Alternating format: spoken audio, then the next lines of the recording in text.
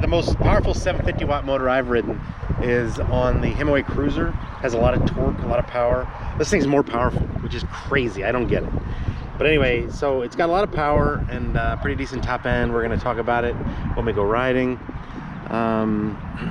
It has a 48 volt 10.4 amp hour battery. It's really nice and integrated. It looks really slick in this down tube.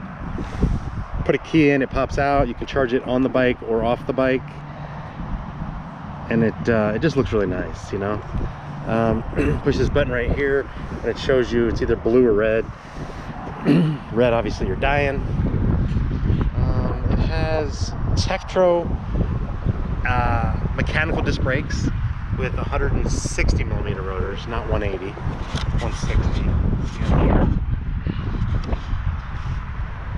And it has pretty decent stopping power. I mean, there's not really a big difference between 160 and 180. Most bikes have 180 millimeter rotors, but you can't really tell the difference, honestly. Where the bike really kind of falls short, in my opinion, but you would expect it, is the Shimano Altus derailleur.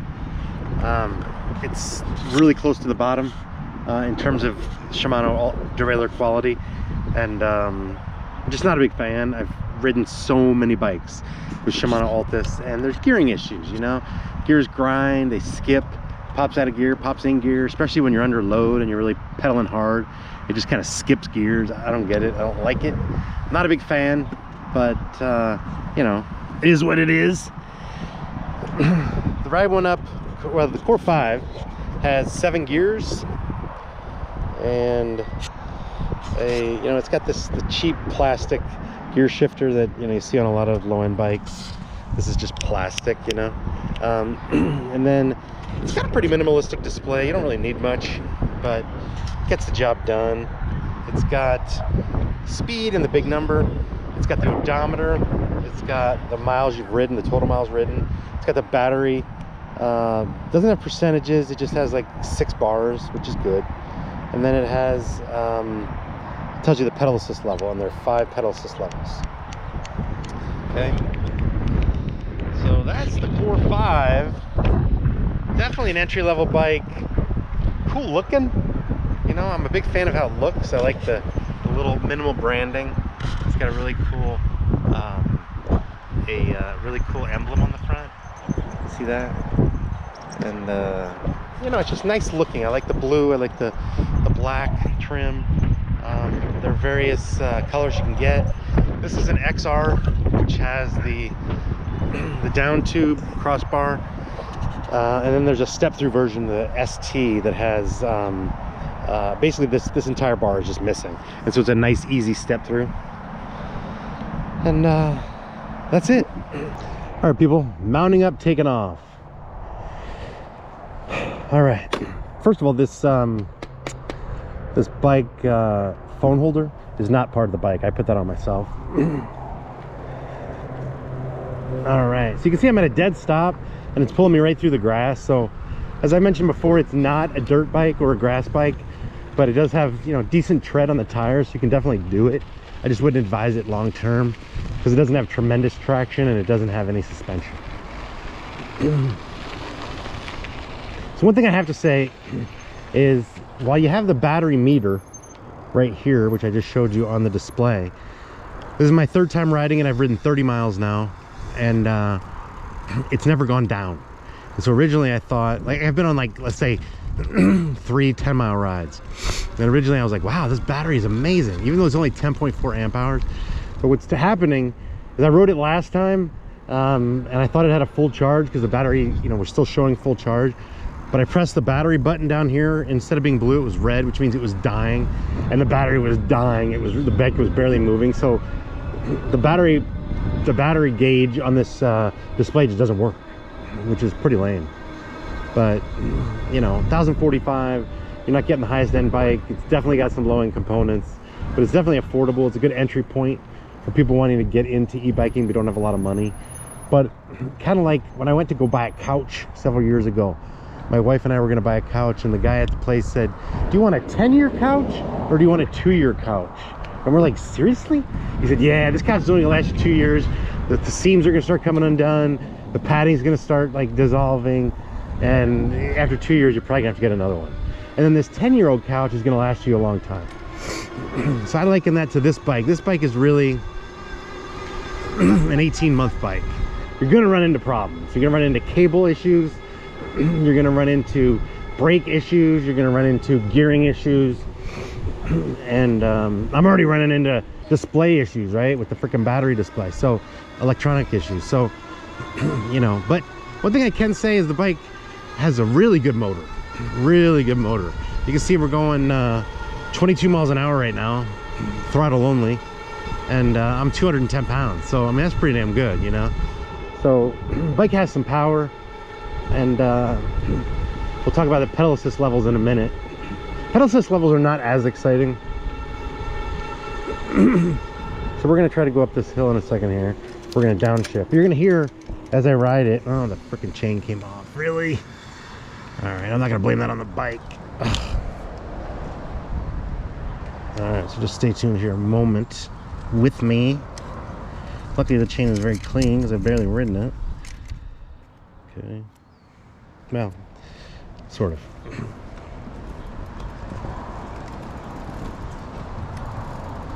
All right.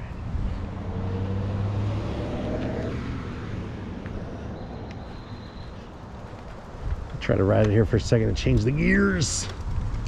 So you're gonna hear as I pedal it the gearing grind, the gear grinding. And that's, I think, because the derailleur is just not good. You know, it has shifting issues. You're gonna hear it grinding, and then sometimes it'll shift into a different gear. Like you can hear it clicking. That means it's not fully in gear. You hear it clicking? I don't like that. And that's what happens all the time with the Shimano Altis, you know? All right, so we got it in no gear, no pedal assist, and you can pedal it. It's a pretty light bike, and you can definitely pedal it with no gear, with no pedal assist, you know? Let's put it in like gear 3. Yeah, did you hear that? Okay, you just skipped 3-4 times. It's still skipping. Hear that? And yes, there's some adjustment screws, but really? Brand new bike and it's already skipping, so not a big fan of that. All right, so I'm riding it without any pedal assist, and it's pretty easy. You know, it's a light bike, and it's got you know, narrow enough tires that you get some nice rolling resistance. Not a lot of rolling resistance, you know. Okay, let's put it in pedal assist 1. You get a little pull, you know, you can feel it, but it's not a lot. But it definitely is enough that if you're trying to get exercise, you're probably gonna have to ride this bike without pedal assist. Pedal assist 1 is actually powerful enough that you're not really using a lot of pedal power, you know? I'm barely pedaling right now. Pedal assist 2, very minimal difference between 1 and 2. Pedal assist 3, yeah, pedal assist 3 has some decent power, but it's not that much more than 1 or 2, honestly. Pedal assist 4 is where it kind of takes off on you. Definitely feel it pulling you. It's kind of windy today, but you know, we're still doing it. And then pedal assist 5. Yeah, pedal assist 5, there's a big jump as well. So you're probably going to use the bike in 1, 3, and maybe 5. You know, you're not going to really need 2 or 4. They're very minimal adjustments or upgrades, if you will, in power from the other ones. But we're gonna try to go up this really steep hill in a minute. I think I can do it because this bike has the power, you know. So let's see. We're getting ready to hit a really steep hill. It gets upwards of about 12 degrees, or excuse me, 12% slope. But we're gonna probably run into some gearing issues where it's gonna grind, because that's what Shimano Altis does. Yeah, all these low-end bikes, they definitely chintz on the derailleur, you know? All right, so we're in pedal assist 5. We're gonna actually go down a little bit because I don't think I even need it. Okay, we're in pedal assist 3. We're in gear 2, but you're gonna hear it grinding. Okay, that's not gonna work. We need more power. Okay, we're in pedal assist 5, gear 2. And this is already, so you hear it skipping? I don't like it. I hate it. I really don't like that. All right, so yeah, I'm in gear 1 and it's still clicking. Like it's not fully in gear. Like, really? Come on. Anyway, for what it's worth, we're going up this 12% grade really easily. I'm in gear 1, I'm in pedal assist 5, and I'm really barely doing much. I mean, not a lot. It's definitely got some power, you know, but the gearing sucks. Just terrible, people. Happens on all these Altus bikes, you know.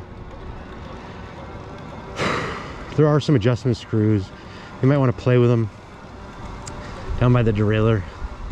Helps move the chain guard in and out a little bit, so the chain is more in line with the sprocket when you're, so you're not going to be cross chaining and it's not going to grind as much.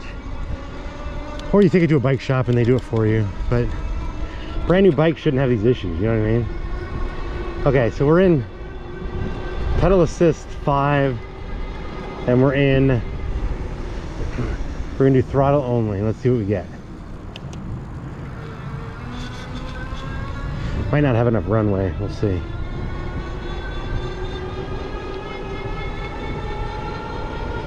So yeah, you can definitely get up to 22, almost 23 on throttle only, which is pretty impressive. It says on the website it can get 20 on throttle only, and I'm, you know, on the heavier side as far as e-bike riders, you know, over 200 pounds. So I would imagine you could probably get up to 23, 24 throttle only, which is pretty cool. Again, the motor is the best part of the bike. But now let's talk about pedal assist, not pedal assist. Let's just talk about, yeah, excuse me, I'm sorry. Let's talk about pedal assist and the speed I can get with pedal assist. It says you should be able to get 28 with pedal assist. I think I got up to 24. Okay. All right, we're in pedal assist 5. And we're gonna start out in gear 5 and then we're gonna go up to 6 and 7. Okay, here we go.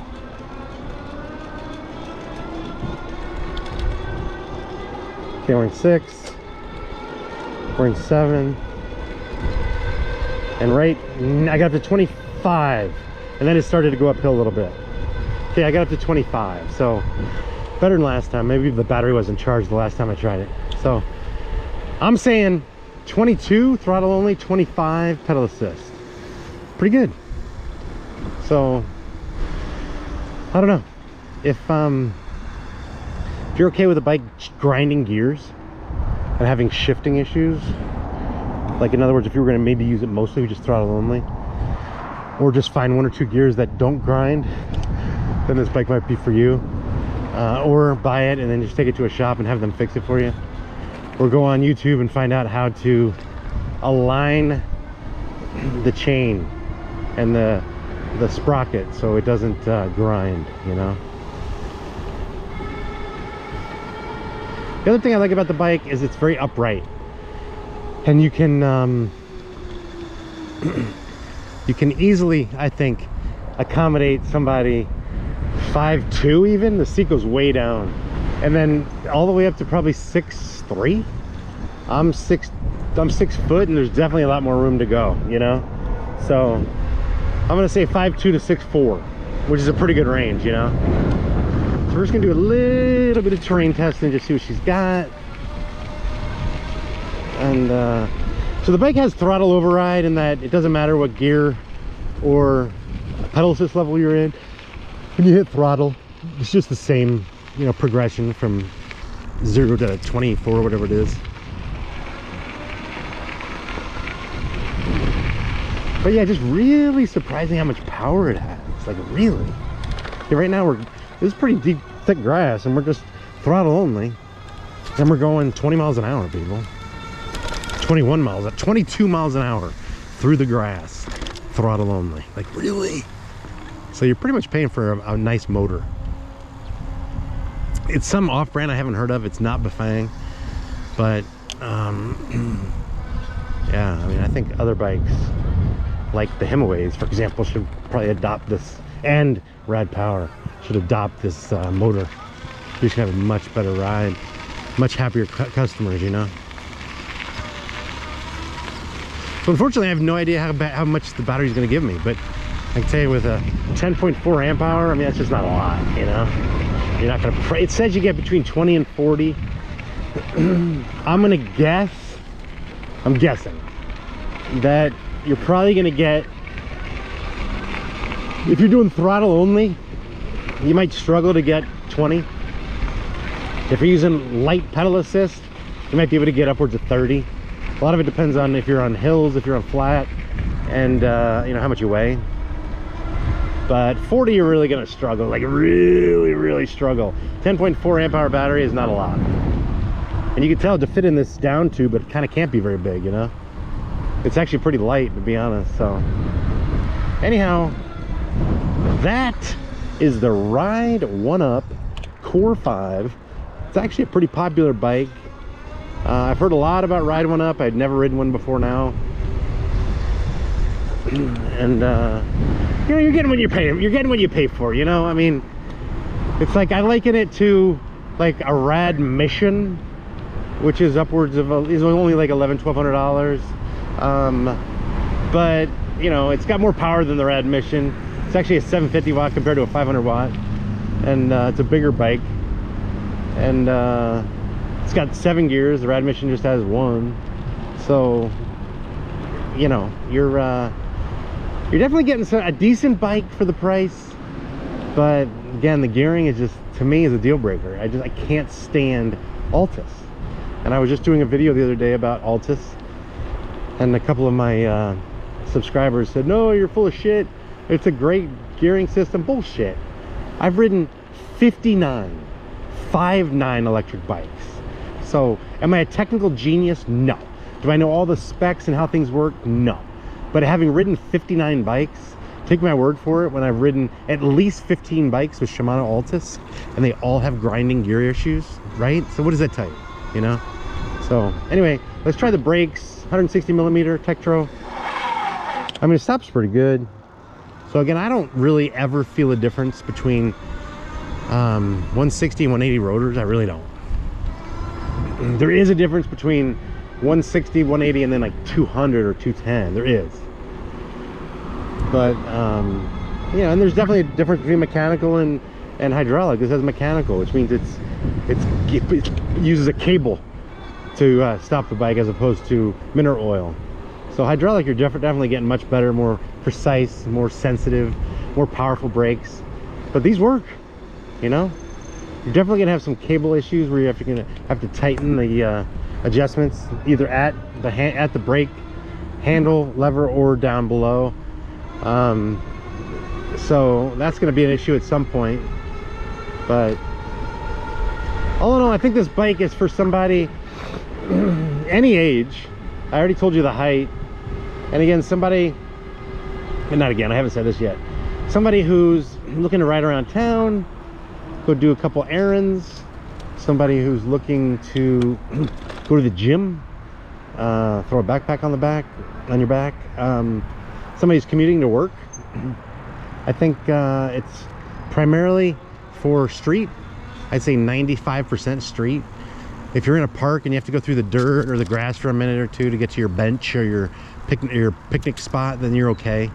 But you're not going to be doing off-road on this. You could, though, however, if you really wanted to, handle a light fire road with, you know, pretty hard packed dirt.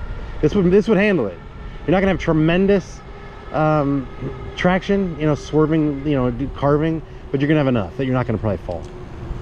And then if you again, no suspension, so if you lower the PSI, which I kind of have, I can't remember what it tells you to do, but let's say it says 30 PSI, I lowered it to like 20. I did 10 less, and it gives you a little bit of cushion, you know. And the seat's not terribly uncomfortable. It's got a little bit of gel, you know, so it's comfortable. You could also get a suspension seat post. So there you have it. That's gonna do it. Thanks for watching. We're throttling 22 miles an hour, and that's the Ride1Up Core 5. Thanks for watching. Please like, please subscribe. I always get back to my commenters if you ask me any questions. And hit that bell, people. Get some notifications. All right. Thanks for watching. God bless. Peace out.